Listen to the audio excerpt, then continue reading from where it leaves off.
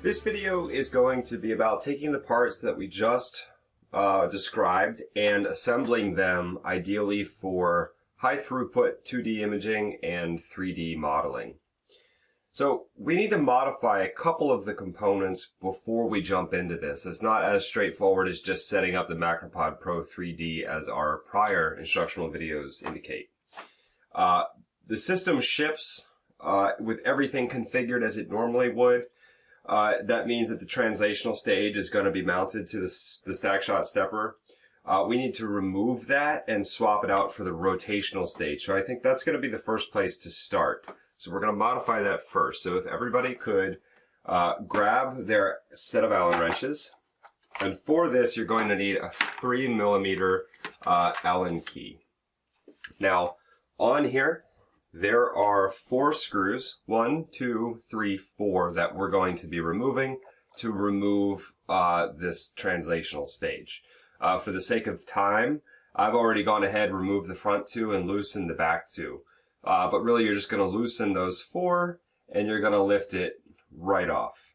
So now what we have is we have our adapter plate and we're going to situate our rotational stage on top of it. I'm going to set the translational stage to the side. Now, if you think it's easier, there's a couple different types of screws. On here is a 1/4 inch 3/8 adapter. Everybody will have that pre-installed. There's a couple different options you have from your external bag of sort of spare nuts and bolts that you can use to mount this up to the bottom. For me, I'm just going to be using a tapered 3/8 nut, which is just something that I had to make. Most people are going to be using a 1/4 inch. 1/4 inch is going to be just an easier taper for everyone to install and assemble. Okay, so what you're going to do, there is one in there that has a screw knob that will make it quite easy for you. Okay, so the first thing we need to do, again, is we're going to take our lighting shroud. You're going to be, again, pretty gentle with how you do this, but you're going to slide the rotational component into the housing. I just realized I went in at the wrong angle, but I'm just going to do a full rotation until it's all the way around on the other side. Now, to make it easier, you can remove these 2 screws and just screw in from the underside. Typically, I try to cut corners. So what I'm going to do, I'm going to take this nut here and I'm just going to pin it under there with my fingers. This can be a little difficult to do if you haven't done it before. Does require a little bit of precision, but what I'll do is just sort of hold that machine screw with my finger, and I'm just going to start to thread it by rotating the rotational stage on here. And once I start to feel it grip, I can see it's starting to grip here, but it's in the wrong angle. What I'll do is I'll loosen it a little bit, and then I'll just turn the screw with the stage, and then I'll grip it again with my finger and then turn and tighten. So here we're overshooting it a little bit, so I'm just going to tighten it up with my finger a little bit. Go back, still a little loose. So I'm just going to keep doing this and just sort of walk it, just to, save time. Yep, so we're almost there. Just so that the steppers are aligned with one another. So that's where they're going to be located. They're going to be situated like that. And your camera is going to be looking directly through this lighting shroud that's on here. So you can kind of see that's the idea. That's how you're going to have this positioned. Now, the other thing that we modify is the flash. We custom make these little adapters here that allow you to position your lights on this little bracket. In this situation, we're not going to be using them, so what you'll do is you'll just use the thumb screw to remove the adapter from each flash head, and you're going to set those aside for a later date. You're not going to be needing them. You can go ahead and stick these in that spare Ziploc bag of spare parts.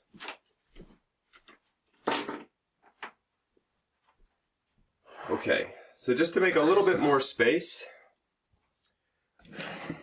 the next thing we're going to turn to is our tripod.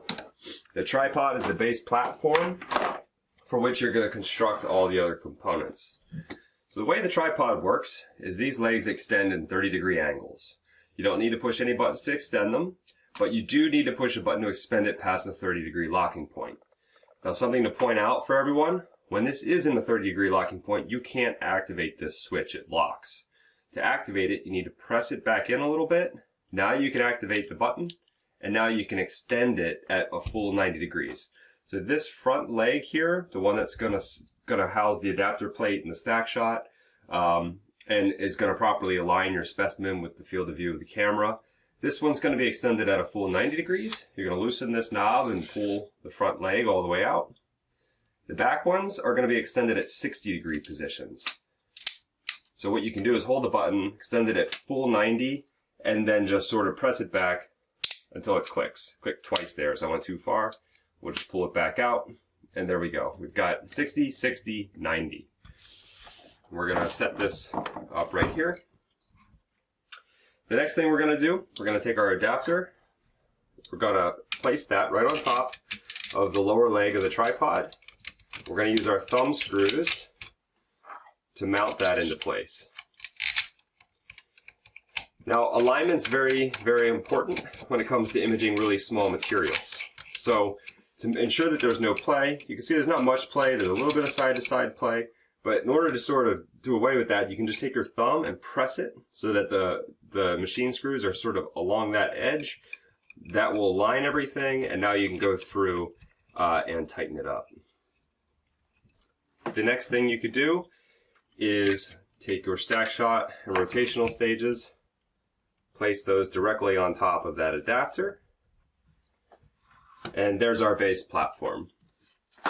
The next thing I want to talk about is this. This is an external component which we needed to supply everyone with in order to raise the camera's height a little bit for it to work with the universal stage. So this needs to be slightly modified before it's installed. And to modify it, what you need to do is grab a 4mm Allen key. You can leave sort of everything in place, but what we're going to do is we're going to loosen this machine screw here. You don't have to pull it all the way out, just enough to get the mechanism to unclip. You're going to rotate it 90 degrees, and then you're going to retighten. Now, the reason why you have to do that is in setting this up at one of the institutions, I had learned that this is a bit off-center. So the camera, what it's going to do is it sort of offset the field of view about a half a centimeter to the right of where your specimen is going to be located, which is quite problematic. So in order to fix this, it's best to rotate this 90 degrees. And what we're also going to do is rotate the foot plate on our lens, also 90 degrees. This should also be a 4mm Allen. So you're just going to loosen that slightly. Then you're going to rotate it. You can look at these knobs. What you want to do is make sure it's not a little crooked. You can literally just kind of look at those 4 little tick marks and make sure that they're all sort of an even height to just sort of ensure that the foot plate is at a 90-degree angle. And I did look into other options to see if there was an easier way to do this. The reality is there really is nothing off the shelf. So I think once people's systems are set up, they're going to leave their foot plates like this. Whenever it comes time to pack it up, make it portable, all you have to do is loosen this with your Allen and sort of reposition that foot plate. But for now, this is actually a really, really nice solution. And what this allows you to do is once you mount your lens, you can then, you have a bit of range here. So you can actually slide it to make sure that it is truly properly aligned with where it needs to be for targeting your specimen. So right now we're just going to loosely tighten that so that it's in place. The next thing we're going to do is mount our camera. Everybody receives the Canon EOS 6D. Whenever you remove the dust cap, you don't want to move the camera around a lot. It will collect dust when that dust cap is off. So what I always do is I always move it about 1 inch away from where the lens is going to be. I gently, but somewhat slowly, but also somewhat quickly remove the dust caps and then mount the camera to the lens without moving those 2 items around a lot once the dust caps are removed. We no longer need these. We can set these aside. We can also go ahead and we can remove the lens cap. We can set that aside as well. The next thing we're going to use is our diffuser. This is our MPE 65mm diffuser. This is going to be the one for a longer working distance, so it's a bit shorter. Sometimes these O-rings, when the system ships, they're quite cold. They become cold in transit, especially right now when it's winter. So you might just have to take your thumbs and sort of press it back around the edge to ensure that this will snap onto place on front of the lens. And once you sort of do extend those and get them into a position, it should be good to go. Once with use, that will start to stretch, and it's just going to basically mount on the front of that lens every time. But now you can see we have our diffuser mounted on the front of that lens, and we have this lighting shroud here. And that's going to basically give almost a full 360-degree lighting effect from the side where the camera is shooting. It doesn't matter so much if the specimen is being illuminated from the rear because, well, frankly, the camera is not looking there. So you'll see how effective this is in the next video. The next thing we want to do is mount our flash. So again, I'm going to be using the Canon MT2060 XRT. Everybody else will have the Yangwo. You will be receiving this flash once supply chains are a bit sorted out. But to be honest, they're almost completely identical. I wouldn't worry too much about this. They're both very, very good flashes. So what we're going to do, dangle each flash head from each side, and now we're going to mount these flexible arms. The best way to do it is to tighten each of these so that they're stable. It doesn't twist around. And now what you can do is just take the entire clamp and just start to spin it until it locks onto the flash head. So now we've got it, it's nice and snug. And if you have to move it or rotate it now you can loosen up this bracket, and you can actually turn this ball mechanism to repoint where the flash is going to be. Now the goal here is to aim the lights in through these windows. So there's a window on each side of this lighting shroud. We want the light to be directed right in there without coming in direct contact with the specimen. So what I mean by that is this surface here, this entire surface where the light is going to be coming from, anytime that the specimen is exposed directly to this surface, it's going to be loaded with glare that's really, really not great for macro photography and microscopic image photography. So what we're going to be trying to do is taking that light, reflecting it off of a surface to diffuse it, and then reproject it on your sample.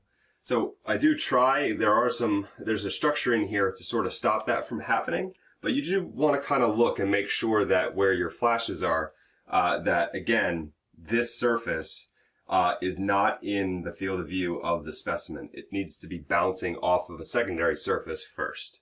We'll kind of test that in the end, but for now, let's just get the rest of this thing built. So we're going to take the other flash arm,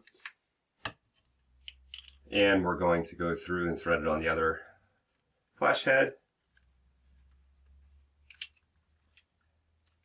Okay, that's nice and tight.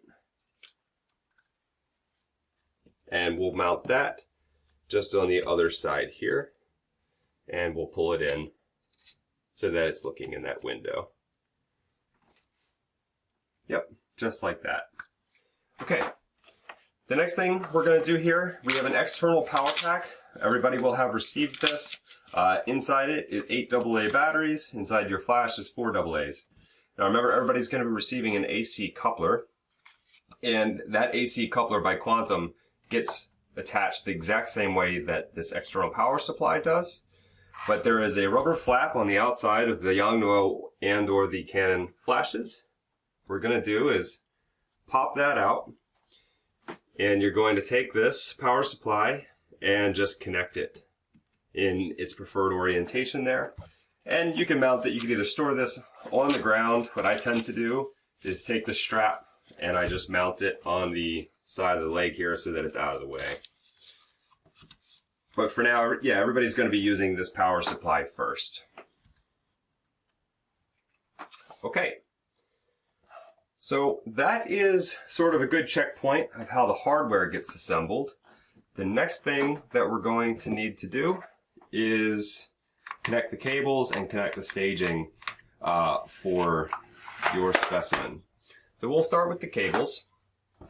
First, we're going to just use the shutter cable. There is a tiny door on the front of the DSLR over here. You're going to get that out of the way.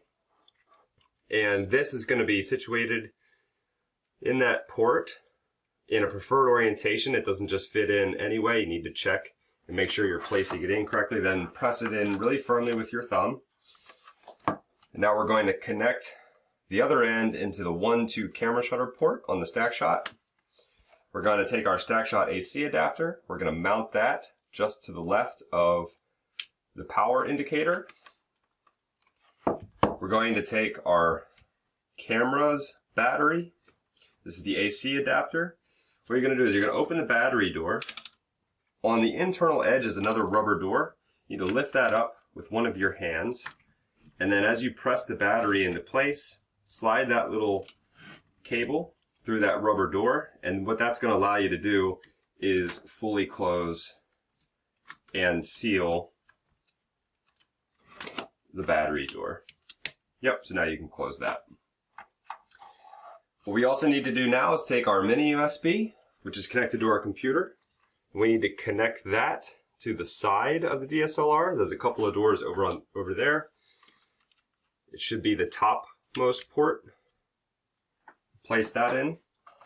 And the last thing left to do is to connect our motor cables. So again, we're going to connect one off of our linear axis stepper. We're going to connect that to the X-axis on the remote. Then we're going to take our rotational stage and we're going to connect that to the Y-axis on the controller. Okay, so that's all of your cables fully connected. The next thing we're going to do is we're going to take our universal stage. Remember, take a little bit of dental wax and just place it right on top here. There's a couple things you can do. One is you can loosen the lower knob and basically you can mount the specimen, or you can try and spin it in there in place. What I like to do is remove the post entirely. What we'll do is we're going to go ahead and we're going to insert the post into the threads that are furthest away from center. What you can do now is grab a specimen. I have a honeybee here. So we're going to take that specimen, feed it through the dental wax and try and find the hole in the mount. There it is. Once we kind of have that in place, you can sort of pinch it, and that makes sure that your specimen is really quite snug. Now, the idea to keep it centered is to draw a line right through the center of this knob here, all the way through, and that way, whenever you rotate it, the specimen will remain in that axis. You can rotate it along this axis, an X-axis, you can rotate it along a Y-axis, and then you can rotate it along your A and B axis, which is your rotation, which is going to be achieved through using this post here. So really gently sort of take that. You want to mount the specimen directly over the center of the stage. Yep, and now that should be good to go. Okay, so that's the full configuration of the system. If there's a couple things I may have missed or you still have questions, please go ahead and ask. I will just sort of mention there's a SD card slot here. Don't forget to place an SD card. Don't really need it. Most images are going to go directly to your computer. We also have a battery door up here. Make sure you read the schematic to know which direction orientation your batteries are being placed. Everybody should know that there's an external power supply. That's a battery pack for your StackShot. If you want to use that at any point, you're welcome to. In most cases, you're going to be using an AC adapter. I think that sort of, I think that highlights the main points of the way this system's going to be set up. The next video, what I'm going to do is go over how I set up the desktop on my computer before I get started imaging. And then the video after that one will be to explain how to capture and get your first images. So kind of moving on from this point, think this is a reasonable place to stop for now, and we will reconvene with kind of going over what's on everyone's computer. All right, thank you very much for your time. See you next time.